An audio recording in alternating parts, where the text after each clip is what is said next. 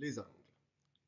Quels sont les types d'angles, comment mesurer les angles et aussi comment construire des angles.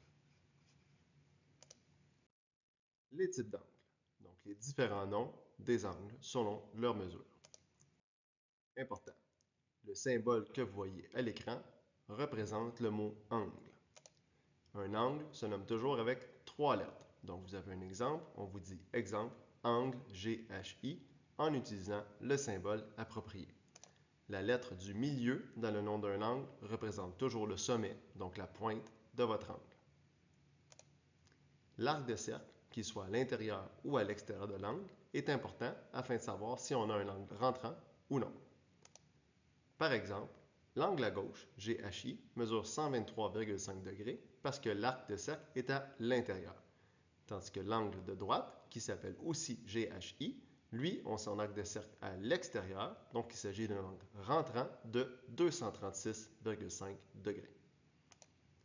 Les deux angles auraient l'air d'avoir la même mesure, mais l'arc de cercle vous permet de déterminer quelle mesure est la bonne. Un angle nul, c'est un angle qui mesure 0 degré. Vous remarquez que le sommet qui est au milieu de mon angle ACB représente mon sommet, donc il est placé au bout de ma ligne. Un angle aigu, c'est un angle qui mesure entre 0 et 90 degrés, comme dans l'exemple de l'angle XYZ que vous voyez à l'écran. C'est un angle qui mesure exactement 90 degrés et généralement, on va utiliser le symbole du petit carré pour signifier qu'on a un angle droit. Un angle obtus, c'est un angle qui mesure entre 90 et 180 degrés. Un angle plat, c'est un angle qui mesure exactement 180 degrés. Vous remarquerez que l'arc de cercle qui est au milieu fait un demi-cercle et que mon sommet G est au milieu de ma ligne.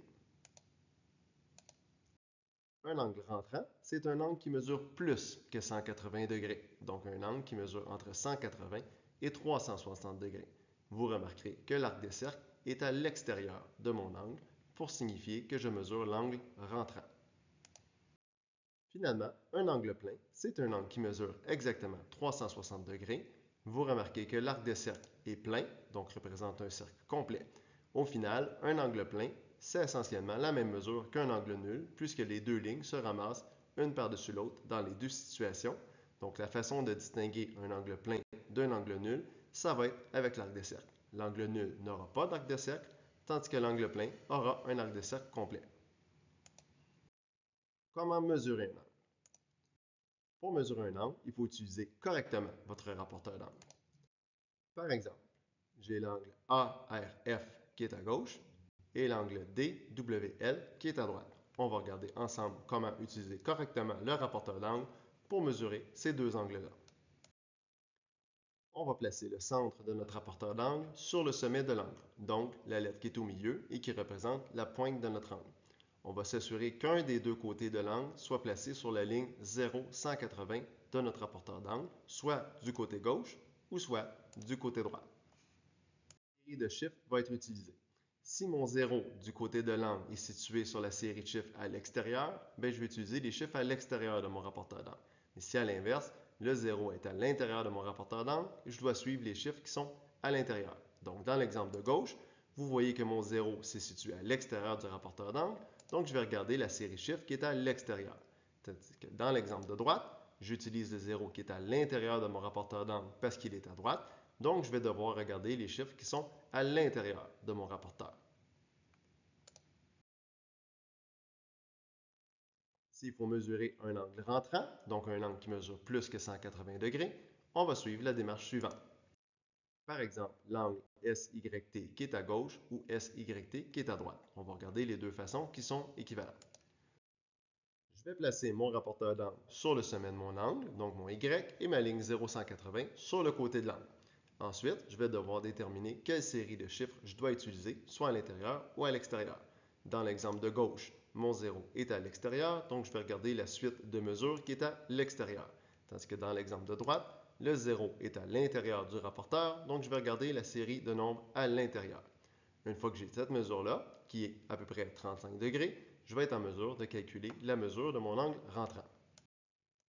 Maintenant que je sais que l'angle que j'ai mesuré mesurait 35 degrés, je vais simplement soustraire ma mesure du 360 degrés. Donc, je fais 360 moins 35, ce qui veut dire que l'angle TYS mesurait 325 degrés. Maintenant, comment construire un angle? C'est relativement simple. Quand on sait comment mesurer un angle, c'est assez facile de savoir comment construire un angle. Je commence par tracer un segment et l'identifier correctement. Il faut se rappeler comment identifier le sommet, c'est-à-dire la lettre du milieu dans le nom de l'angle qu'on vous a fourni. Donc, dans l'exemple qui est à l'écran, j'ai l'angle TRO qui mesure 123 degrés. Mon sommet va donc être R, donc je dois identifier mon segment correctement. Ensuite, je vais placer le centre de mon rapporteur sur le sommet que j'ai identifié, donc sur le R. Je vais regarder quelle série de nombres je dois regarder soit à l'intérieur ou à l'extérieur de mon rapporteur, dépendant de quel côté mon rapporteur d'angle est placé. Ensuite, je vais venir chercher la mesure que j'ai besoin, donc 123 degrés. Et finalement, avec ma règle, je vais tracer mon deuxième côté et je vais identifier correctement mon troisième nom, donc le haut. Et très important, tracer l'arc de cercle, cette fois-ci à l'intérieur, parce que l'angle de 123 degrés est un angle obtus. Donc, mon arc de cercle va se situer à l'intérieur de mon angle. En rentrant, je vais commencer par calculer la mesure de l'angle contraire. Une fois ma mesure calculée, je vais construire mon angle, l'identifier correctement, mais simplement placer mon arc de cercle à l'extérieur. Par exemple, j'ai l'angle XYZ qui mesure 330 degrés. Je vais faire 360 moins 330 qui me donne 30 degrés. Je vais ensuite construire un angle de 30 degrés que je vais appeler XYZ, mais je vais simplement placer mon arc de cercle à l'extérieur de mon angle pour signifier que c'est l'angle rentrant de 330 degrés que je suis en train de construire. Voilà, j'espère que cette vidéo t'a aidé à mieux comprendre. N'hésite pas à consulter les autres vidéos sur la chaîne au besoin. À la prochaine!